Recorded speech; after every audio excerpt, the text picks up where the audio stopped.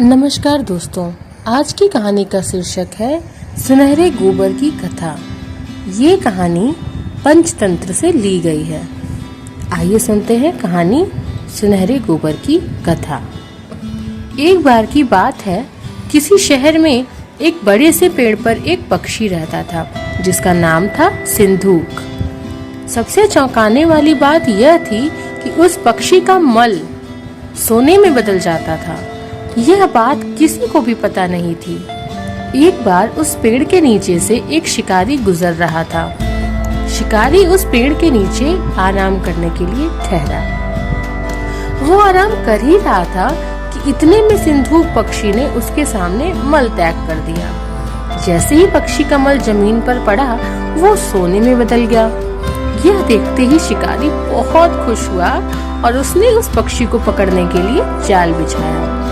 सिंधुक जाल में फंस गया और शिकारी उसे अपने घर ले आया।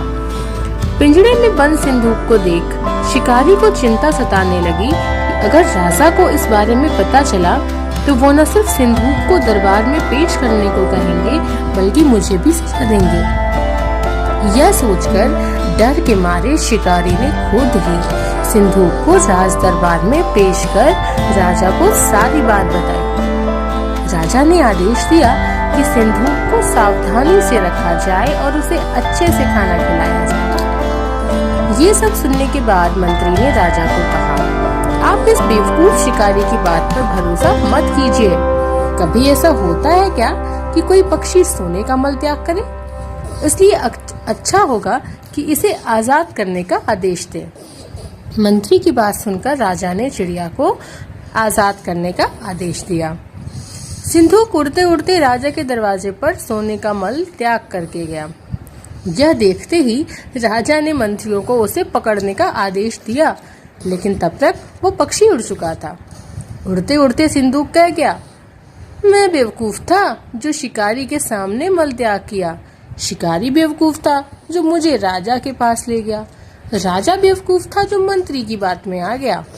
सभी बेवकूफ एक जगह ही हैं। तो कहानी से क्या शिक्षा मिलती है?